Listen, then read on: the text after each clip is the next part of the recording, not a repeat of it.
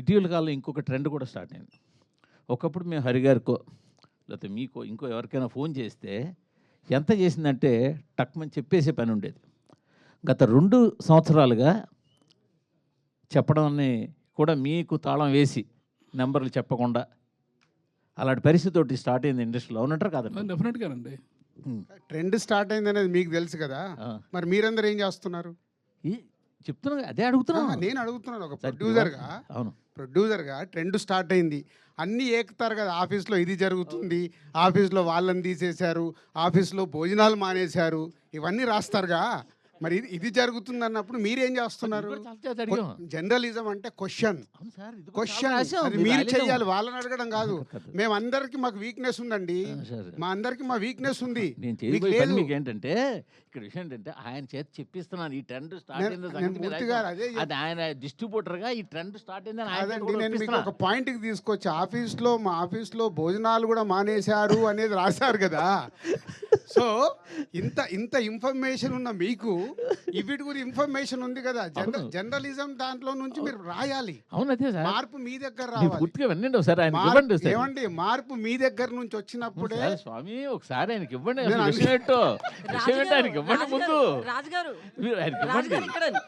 మీరు క్వశ్చన్ చేయమని మీరే చెప్తారు, క్వశ్చన్ చేస్తే వాళ్ళని పక్కన పెట్టి ఇంటర్వ్యూలు ఇవ్వట్లేదంట కదండి. ఇది మూవీ ఇంటర్వ్యూస్ కానీ ఇవన్నీ క్వశ్చనింగ్ ఎక్కువ ఎవరు చేస్తే వాళ్ళకే ఇవ్వట్లేదంట కదండి. అట్లేం లేదే, ఎవరన్నారు అది ఇవ్వలేదు చెప్తా, తర్వాత మాట్లాడదాం. అంటే నేను విషయం ఏంటంటే సార్ గత 2 సంవత్సరాలుగా పెద్ద సినిమాలకి ముందే డిస్ట్రిబ్యూటర్లు ఫోన్ చేసి నెంబర్లు చెప్పకండి, నెంబర్లు మాకు పంపండి, మేము రిలీజ్ చేస్తాము అనే ఒక ట్రెండ్ స్టార్ట్ చేశారు. మొన్నాడు వాళ్ళు ఏ నెంబర్ రిలీజ్ చేస్తే అవే బయటికి వెళ్తున్నాయి. ఇప్పుడు ఆయన చెప్పినట్టు బాధపడినా కూడా బయటికి నవ్వాల్సి వస్తుంది. ఈ ట్రెండ్ స్టార్ట్ అయిందని మాకు తెలిసి మేము ఐటమ్ లేదు, బట్ డిస్ట్రిబ్యూటర్లతో చెప్పిద్దాం నేను అడుగుతున్నా. ఆయన ఏమంటే ఇప్పుడు మేము అబద్ధం ఆడినా, ప్రొడ్యూసర్లు అబద్ధం ఆడినా, మీరు అబద్ధం ఆడినా జనం నమ్మట్లేదండి. అది మాత్రం వాస్తవం. మనం ఏ పోస్టర్ వేసినా నవ్వుకుంటున్నారు వాళ్ళు. ఇది మీరు మేము మాట్లాడక్కల్లా, జనం మాట్లాడుకుంటున్నారు, వాళ్ళు నవ్వుతున్నారు. అది ఎల్ఈఆర్ గారు చాలా ఓపెన్ గా మాట్లాడతారు. మీట్ కాస్త ఇప్పుడు చూడండి, దీని తర్వాత మొత్తం ఫ్యాన్స్ అందరు కలిసి ఈయన ఫోటో పెట్టి మొత్తం ఈ రోజు సాయంత్రం వరకు చెడు కూడా ఆడేస్తారు. ఓకే, అంటే మూర్తి గారు, మీకు తెలుసు, మాకు తెలుసు, అందరికి తెలుసు. సో ఏదన్నా మార్పు రావాలంటే దయచేసి నా రిక్వెస్ట్ మీడియా మిత్రులకి, ఆఫీసులలో అవి ఇవి జరుగుతున్నాయని రాయకండి. ఎందుకంటే అది మా ప్రొఫెషన్. ఏమి చేయాలి, ఏం చేయకూడదని ఒక ప్రొడక్షన్ హౌస్కు ఉండే డెసిషన్ అది. సినిమాకు సంబంధించి నిజాయితీగా మీరు ఎలాంటిది అలా ఉన్నప్పుడు మీరు ఏకండి, మీరు ఏకితే కరెక్షన్ అవుతుంది కదా. మీకే క్వశ్చన్, సంక్రాంతికి 2 సినిమాలు రిలీజ్ చేశారు. సరే, 2 సినిమాలకి ఒక సినిమాకి ఒక పోస్టర్ వేశారు, 2 సినిమాలు చాలా పోస్టర్లు వేశారు.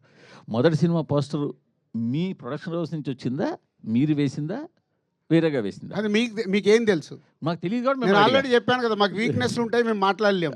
మీకేం తెలుసు సార్? నేను మిమ్మల్ని అడుగుతాను సార్. నేను అదే మిమ్మల్ని అడుగుతున్నాను సార్. మీరు వేసిన పోస్టర్ మాకేలా తెలుసు? మా వీక్నెస్ ఉంటుందని నేను కమిట్ అవుతున్నాను కదా. మీకు తెలియదా? మీ వీక్నెస్ తో వేసిన పోస్టర్ అంటారు. మీకు తెలియదా? మీరు వీక్నెస్ తో వేసిన పోస్టర్ అంటారు. ప్రతి సెంటర్లో ఏం కలెక్షన్స్ ఉన్నాయనేది మీ దగ్గర లేవా? ఫస్ట్ హరి చెప్తున్నా, అందరికంటే ముందు మీ దగ్గరే ఉంటాయంట. సో మీరే క్యాల్కులేట్ చేసి వేయండి నెక్స్ట్ నుంచి పోస్టర్ ప్రతి సినిమాది. బెటర్, ప్రాబ్లం సాల్వ్ అయిపోద్ది. సార్, సంక్రాంతికి వస్తున్నాం అనే సినిమా అనిల్ రావుపూడి గారికి 8వ హిట్ ఇచ్చింది కాబట్టి అది పెద్ద గొప్ప విషయం కాదు. వెంకటేష్ గారిని సీనియర్ హీరోస్లో ఇప్పుడు టాప్లో నిలబెట్టింది, అది పెద్ద గొప్ప విషయం కాదు. ఏంటి గొప్ప విషయం అంటే దిల్ రాజు గారిని నిలబెట్టింది ఆ సినిమా. చాలామంది ఇందాక మన శిరీష్ గారు అన్నట్టు ఏంటంటే చాలామంది దిల్ రాజు గారు పడిపోతారేమో ఈ సినిమాతో అని అనుకున్నారు.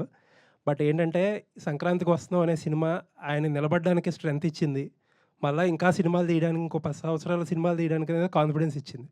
చాలామంది ఏంటంటే ఈ ప్రొడక్షన్ హౌస్లు బాగా ఎక్కువ సినిమాలు తీసే ప్రొడక్షన్ హౌస్లు అంతకంతకే తగ్గిపోతున్నాయి.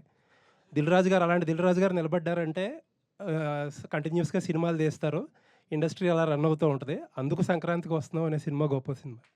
థ్యాంక్ యూ అండి, థ్యాంక్ యూ. అది నిజమండి. అంటే ప్రతి సినిమా ద్వారా ఒక మినిమం 500 మంది ఎవ్రీ డే బ్రతుకుతారు. సో మేము ఎన్ని ఎక్కువ ప్రొడక్షన్ చేయగలిగితే అంతమందికి భోజనం దొరుకుతుంది. ఈ లాజిక్ చాలామంది మర్చిపోతారు. సో ఇవాళ మనకు 150 సినిమాలు తెలుగు ఫిలిం ఇండస్ట్రీలో మన ఇన్కమ్ ట్యాక్స్లతో జరిగిన కాన్వర్సేషన్ చెప్తాను. వాళ్ళు అడిగాడు ఆయన, ఎందుకు ఇన్ని సినిమాలు వస్తాయి మరి ఎందుకు మీరు ఇన్ని ఫ్లాపులు అని చెప్తుంటారంటే 90% ఫ్లాపులు సార్ అని లాస్ట్ ఇయర్ది షీట్ ఇచ్చా. ఎందుకో లాస్ట్ ఇయర్ది నేను తెప్పించా 2024 షీట్. ఆయనకి ఇస్తే వాళ్ళు ఆశ్చర్యపోయారు, మరి ఎందుకు తీస్తున్నారు ఈ సినిమాలు? ఒక్కొక్కరిది ఒక్కొక్క యాంబిషన్ సార్, సినిమాలు జరుగుతూనే ఉంటాయి. మాకు అలా కాదు, సక్సెస్ సినిమా తీయడానికి ఎంత కష్టపడాలనేది మాకు తెలుసు. దానికోసమే ప్రయత్నం చేస్తాం. దాంట్లో కొన్ని సక్సెస్లు వస్తాయి, అప్పుడప్పుడు క్యాచ్ అవుతాం. రాజుగారితో ఒక 1 year బ్యాక్ ఒక ఇంటర్వ్యూ చేశాను నేను. ప్రొడ్యూసర్స్ అందరినీ కూర్చోబెట్టి అడిగితే సేమ్ ఇదే క్వశ్చన్ అడిగా. అంతకంతకి ఒకప్పుడు ఎంతమంది డిస్ట్రిబ్యూటర్లు ఉండేవారు, ఇప్పుడు 10-15 మందికి వచ్చేసారంటే ఆయన బ్లంట్గా ఒక మాట అన్నారు. ఏంటంటే నెక్స్ట్ 2-3 ఏళ్ళలో వీళ్ళు కూడా ఉండరు, మనం బాలీవుడ్లో లాగా అవుట్ రైట్ రిలీజ్ చేసుకోవాల్సిందే, మనమే కార్పొరేట్ లాగా మల్టీప్లెక్స్లతోనే అయ్యింది టైఅప్ అయ్యి, అలాంటి స్టేజ్ నుంచి ఇక్కడ ఎంతమందిని స్టేజ్ ఎక్కించారు. సో ఈ సినిమా అచీవ్మెంట్లో అదొకటి. యా, అది ఇందాక అన్నాను కదండి, అంటే ఏరియాల వారిగా డిస్ట్రిబ్యూటర్లు చాలామంది ఉండేవాళ్ళు మెల్లిగా కనుమరుగవుతూ కొందరే, అంటే వీళ్ళు కూడా ప్యాషన్తోనే, వీళ్ళకు కూడా ప్యాషన్ పోయిన రోజు వీళ్ళు మానేస్తారు. వీళ్ళ ఫ్యామిలీస్ ఆల్రెడీ వెనకకు లాగుతూనే ఉన్నారు, మీకు ఇంత స్ట్రెస్ అవసరమా, ఆపేసేయండి అని. ఎందుకంటే డిస్ట్రిబ్యూటర్కి సక్సెస్ వచ్చేది చాలా తక్కువ పర్సంటేజ్లోనే సక్సెస్ వస్తుంది. దాంట్లో కూడా నిలబడడం అంటే ఇట్స్ నాట్ ఏ జాబ్. రాజు గారు ఇంతకుముందు అంటే కోవిడ్కి ముందు పెద్ద హీరోల సినిమాలు ప్రతి నెల ఒక రెండు ఫిల్మ్స్ వచ్చేవి, మీడియం రేంజ్ 2-3 ఫిల్మ్స్ వచ్చాయి. సో సక్సెస్ రేటు చాలా ఎక్కువ ఉండేది, ఎందుకంటే ఎక్కువ నెంబర్ ఆఫ్ సినిమాస్ వస్తాయి, గ్యారంటీ ఎక్కువ ఉంటుంది పెద్ద హీరోలు కానీ మీడియం రేంజ్ హీరోలు కానీ చేస్తే. ఇప్పుడు చూస్తే జనవరిలో 3 సినిమాలు వచ్చినాయి, ఫిబ్రవరిలో 1-2 ఉన్నాయి రీజనబుల్ ఫిల్మ్స్. ఇట్లా ఒకప్పుడు 5-6 హిట్ వచ్చే పొటెన్షియల్ ఉన్న సినిమా ఉంటే ఇంతకుముందు, ఇప్పుడు హిట్ వచ్చే పొటెన్షియల్ సినిమా 1-2 ఉంటున్నాయి ఎవ్రీ మంత్. అంటే ఇంత తగ్గటానికి కారణం ఏంటి? అండ్ ఫ్యూచర్లో ఎక్కువ సినిమాలు తీసి పెద్ద హీరోలు మీడియం రేంజ్ హీరోలు ఎక్కువ సినిమాలు తీస్తే తప్పితే ఇండస్ట్రీ వోంట్ సర్వైవ్. మీరు దీని కరెక్షన్కి ఏదన్నా చేస్తున్నారా? అంటే యాక్చువల్ అండి, అది ఇప్పుడు నంబర్స్ పెరిగిపోయాయండి. ఇప్పుడు స్టార్ సినిమాలు ఏమైందంటే 400 crores 500 crores బడ్జెట్కి వెళ్ళిపోవడం వల్ల వాళ్ళు ఆ ఒక్క సినిమా మీదే ఫోకస్ చేస్తున్నారు. అంటే ఆ సినిమా ఆడలేదనుకో చాలా డ్యామేజ్ జరుగుద్ది. కాబట్టి మనకు స్టార్ సినిమాలు మనం ఇప్పుడు చూసుకుంటే ఉన్న టాప్ స్టార్స్ అందరూ 2 yearsకి ఒక ఫిలిం వస్తుంది. సో అది కరెక్షన్ మళ్ళీ ఇంతకుముందు కోవిడ్ ముందు కానీ జరిగింది. ఇప్పుడు Prabhas continuous doing 3 films, Bunny wants do in a year 2 films. ఇట్లా వాళ్ళు స్టార్ట్ అవుతున్నారు. స్టార్ట్ అయ్యి కరెక్ట్ అవుతే మళ్ళీ 26-27 నుంచి డెఫినెట్గా ప్రతి హీరో సినిమా ఒకటి రిలీజ్ అవ్వాలి. అయినప్పుడు ఆటోమేటిక్ స్టార్ సినిమా ఒకటి, మిడ్ రేంజ్ హీరోల సినిమాలు 2 films ఇలా వచ్చినప్పుడు ఆటోమేటిక్ సక్సెస్ పర్సంటేజ్ పెరిగే అవకాశం ఉంటుంది. అది ఒకటే సొల్యూషన్. హరిగారు సంక్రాంతికి రిలీజ్గా అవ్వగానే రాజుగారి ఐటీ జరిగింది. ఇప్పుడు మీరు డిస్ట్రిబ్యూటర్ గ్యారెంటీ మీట్ పెట్టారు. దీని తర్వాత మీ అందరి డిస్ట్రిబ్యూటర్ మీద ఐటీ రైట్స్ జరిగే అవకాశం ఉందనుకుంటున్నాను. డిస్ట్రిబ్యూటర్స్ దగ్గరికి నెంబర్లు చెప్పారు కదా మొత్తం. అదే డిస్ట్రిబ్యూటర్స్ దగ్గరికి వస్తే అదే డిస్ట్రిబ్యూషన్ అనేది ఒకప్పుడు ఎలా ఉన్నదో తెలియదు కదండి. జిఎస్టీ వచ్చాక ఐటీ వాళ్ళకంటే వైట్కి ఎక్కువ ఇంట్రెస్ట్ మేము చూపిస్తున్నాం. ఎందుకంటే మాకు 18% సినిమా రిలీజ్ తర్వాత రికవరీ ఉంటుంది. అంటే మేము పంపించే ప్రతి రూపాయికి ప్రతి 1 lakhకి 18,000 ఇన్వాయిస్ వస్తుంది మాకు, జిఎస్టీ ఇన్వాయిస్. అందుకని మేము క్యాష్ని తీసుకెళ్ళి బ్యాంకులో డిపాజిట్ చేసి అయినా ట్రాన్స్ఫర్ చేస్తాం, కానీ క్యాష్ ఇచ్చే రోజులు పోయినాయి. ఎందుకు అంటే అది మా సేఫ్టీ. ఒక సినిమా పాత రోజుల్లో ఒక సినిమా రిలీజ్ అయిపోయి ఏదన్నా తేడా వస్తే మాకు ఇంకేం రాదండి, అంతటితో అయిపోయేవాళ్ళం. అంటే రూపాయి కూడా రొటేషన్ కూడా ఉండేది కాదు. ఇప్పుడు లక్కీగా జిఎస్టీ పుణ్యం అని చెప్పి మాకు ఒక సినిమా ఏదైనా తేడా వస్తే ప్రతి ప్రొడ్యూసర్ మన తెలుగు ఇండస్ట్రీలో ఏ ప్రొడ్యూసర్ అయినా సినిమా తేడా వస్తే జిఎస్టీ ఇన్వాయిస్ వితిన్ 1 monthలో ఇచ్చేస్తున్నారండి. ఇచ్చినప్పుడు మాకు 18% ఇన్వాయిస్ రూపంలో డబ్బులు వస్తుంది. ఆ ఇన్వాయిస్లు మేము థియేటర్స్కి ఇస్తే వాళ్ళు మాకు క్యాష్ ఇస్తారు.